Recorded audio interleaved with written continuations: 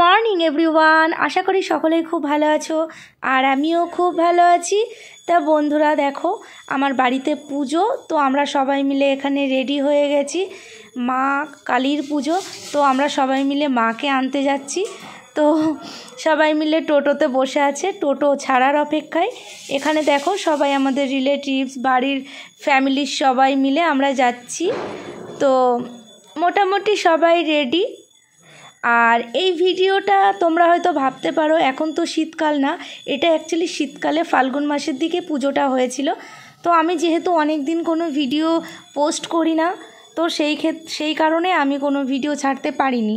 তো এখন যখন আবার ভিডিও ছাড়া স্টার্ট করেছি, তো এখন যদি ভিডিও না দিই তো সেটা আমার একদমই ভালো লাগবে না। যেহেতু বাড়ির পুজো, আর বাড়ির পুজো তোমাদের সাথে শেয়ার করব না তাই বললে কি হয় বলো। তো এই দেখো গাড়ি ছেড়ে দিয়েছে, সবাই যাচ্ছি আমরা মাকে আনতে। তা এই যে বন্ধুরা, মাকে নিয়ে আমরা বাড়ি চলে এসেছি সবাই। আর এই যে সাদা জামা পরা, এটা হচ্ছে আমাদের বাড়ির ছেলে, বড় ছেলে, মানে আমার ভাসুরের ছেলে, ভাসুরের একটা ছেলে আর আমারও একটা ছেলে। আর এখানে দেখো এই যে ভাসুরের ছেলের মেয়েটা, যেটা সোয়েটার পরার পাশে কালোটা, ওটা হচ্ছে ভাসুরের মেয়ের মেয়ে। আর এইটা আমার মেজো ননদ, যেটা চাদর দিয়ে গায়ে দিচ্ছে। আর এই যে এরই হচ্ছে মানসিক পুজো এটা। তো যার জন্য আমরা এখানে এসছি, আগের দিন পুজো হবে বাড়িতে। আর এই যে বরণ করবে, এটা হচ্ছে আমার যা এখানে। আর এই যে হলুদ শাড়ি পরা, এটা হচ্ছে আমার বৌমা, অ্যাকচুয়ালি ওই মানে ভাসুরের ছেলের বউ এটা। তো ভাসুরের ছেলের মাঝখানে ভীষণই শরীর খারাপ হয়েছিল। তোমরা আমার ভিডিও তো যদি কন্টিনিউ করে থাকো তো দেখতে পাবে যে ওকে নিয়ে আমরা এমসে গেছিলাম। তো যাই হোক, তখনও সুস্থ হয়েছিল না, পরে ওকে আমরা ব্যাঙ্গালোর নিয়ে গেছিলাম। তো সেখান থেকে ট্রিটমেন্ট হয়ে আসার পরে এখন মোটামুটি ও সুস্থ আছে।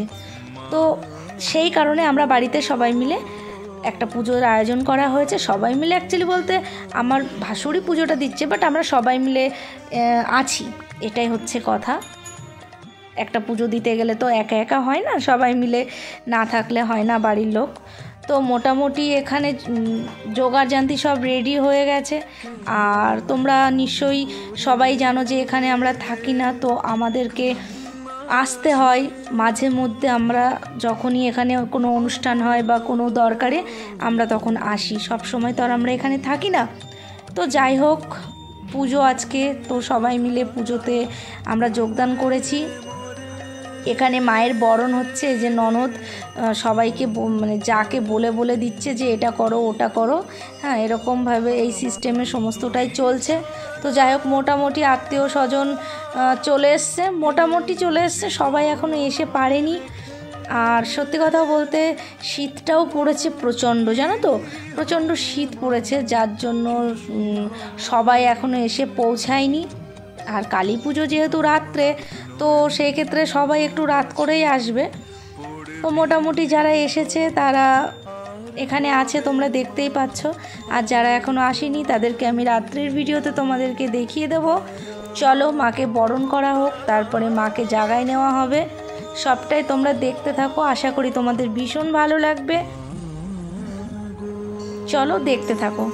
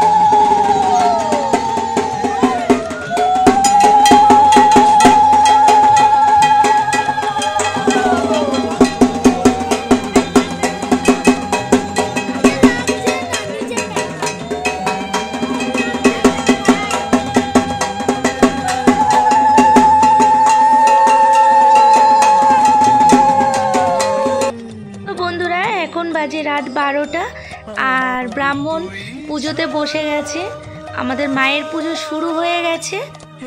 তো তোমরা সবাই দেখো মায়ের পুজো। আর এই যে এখানে প্রসাদ, সবাইকে প্রসাদ দেওয়া হচ্ছে।